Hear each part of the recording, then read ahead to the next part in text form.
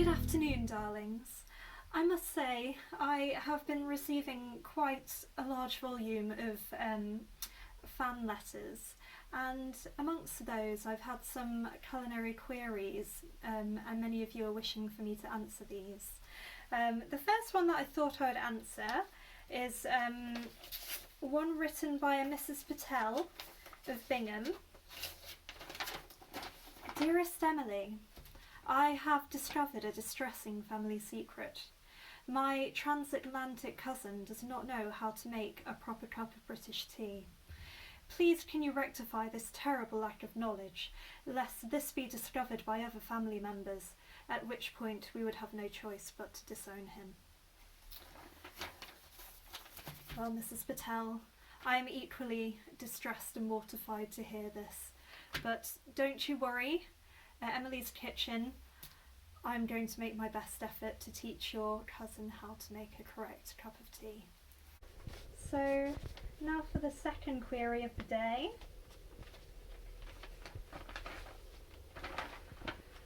Darling Emily, I have a surplus supply of liquor, but alas, no bar staff on my tiny remote island. Please can you inform me on how to make a delectable cocktail to see me through these difficult times? Yours truly, Mr. Branson. If you, like Mr. Branson, are hiding away on a remote island whilst you wait for your friends in government to bail out your airline company, then I have just the intoxicating drink for you. Almost as intoxicating as your lack of morals. So the first thing, my transatlantic friend, is to darn yourself a pinny.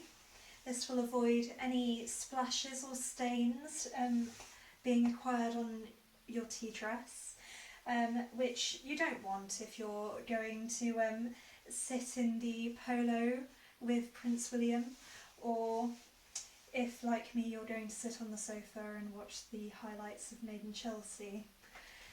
So the first thing we need to do is we need to get the kettle, and we need to fill it with some water. I heard the most ghastly thing, which is that people in the Americas make their cups of tea in the microwave, and that is totally off. No, definitely invest in getting yourself a good old-fashioned kettle. The next thing we need to do is we need to switch it on and wait for it to boil. Aha! Our kettle has boiled. Now I've got myself some tea bags and some proper china cups. Normally the ratio of bag to person is 1:1.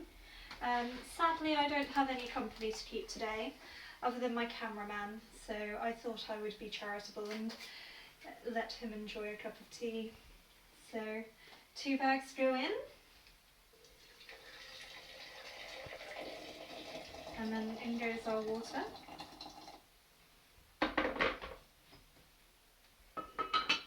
Now, unless you're a barbarian, we need to leave that tea to brew for at least 2 minutes.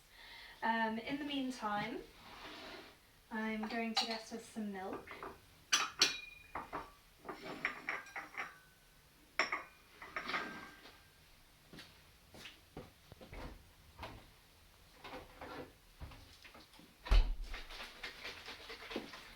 I mean, at this point, it's really down to you what you prefer to drink. If you are a fan of cow's milk, then do go for that. But I personally am a fan of the milk of oats. So, cameraman, do you want to tell me when? I shall fill this for you. When? Lovely. And one for myself as well.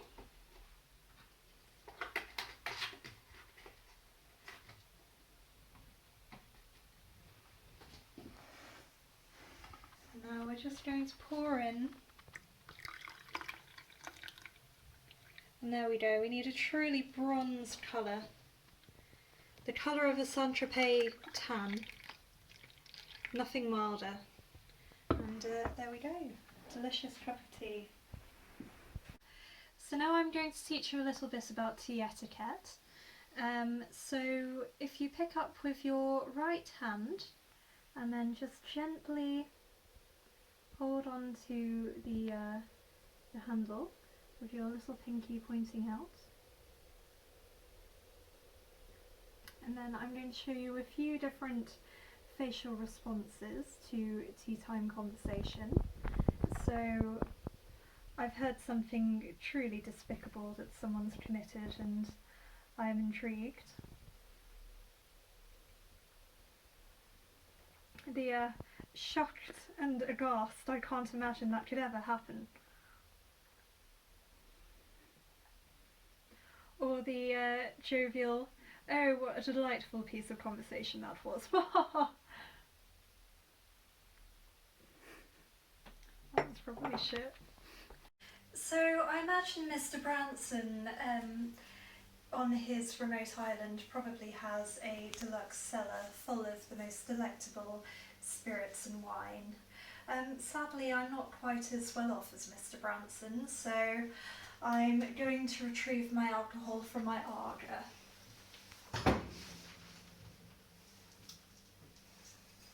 And today I'm intending to make a remote island iced tea.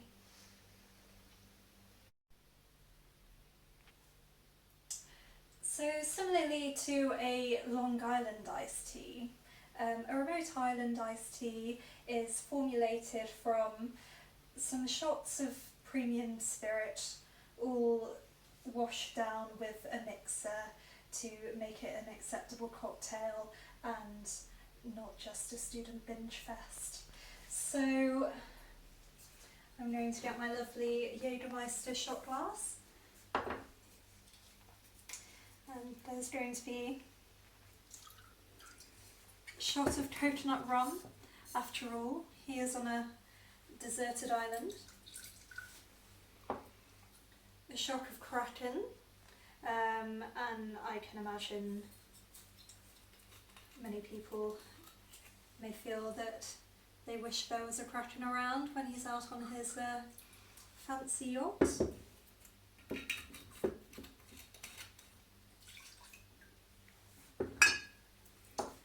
A little bit of gin, because gin is fancy and I'm trying to make this fancy.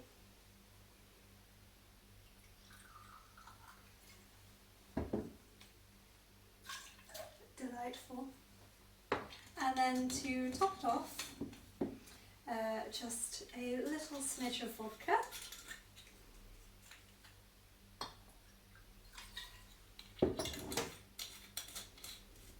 Ooh, it's rather like the King Cup when you play Ring of Fire at university. And similarly to university, I sadly don't actually have any soft drinks available. So our mixer of the day, Thatcher's Haze. So we'll just pour a nice measure of that in, and but you know, Mr. Branson, whatever you have available, salt water, puppy dog tears, whatever you feel is an appropriate mixer for your iced tea, you know, go wild. And yes, here we go.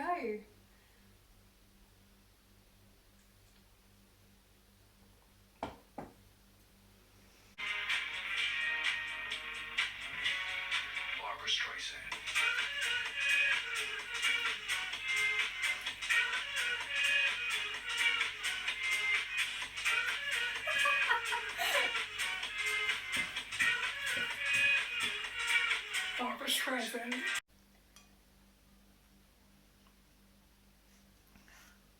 I tell you what, that'll kill coronavirus. I mean, put your bleach away. I think that'll definitely do the trick.